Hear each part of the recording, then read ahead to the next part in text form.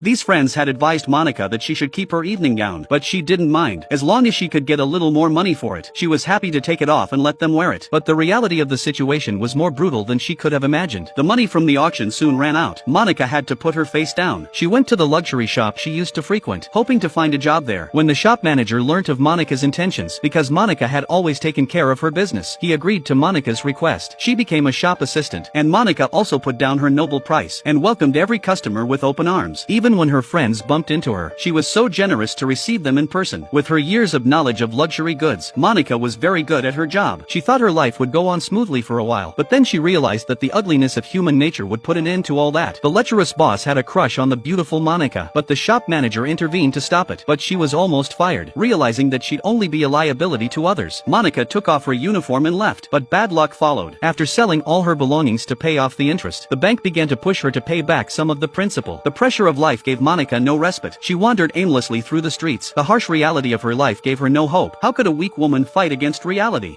And just when Monica was at her most helpless, a rich merchant found her. He expressed his love for her. He wanted Monica to be his mistress. He promised her a good life. He even gave Monica an expensive necklace. But Monica, who had seen it all, realized it was an imitation. The so-called rich merchant was in fact an incredibly stingy miser. He didn't want to pay to get Monica. When the rich businessman went to answer the phone, Monica put the necklace in a glass of water. She left without saying hello. She went to her best friend Annie's house. She shared her story with her girlfriends. They laughed their heads off. They laughed at the rich merchant's stinginess. Anne's husband came to ask her to put the children to bed. Annie immediately took her clothes from the wardrobe and went out. Monica was surprised to find the mink coat that had been auctioned off was hanging in Anne's wardrobe. She asked another friend about it and learned that Annie had hired a professional buyer to get the coat at the lowest possible price. Monica was furious at the truth. She didn't realize that her best friend, who she used to look after so well, and yet she would take advantage of the situation when she was in trouble. Monica was determined to get back at this heartless woman.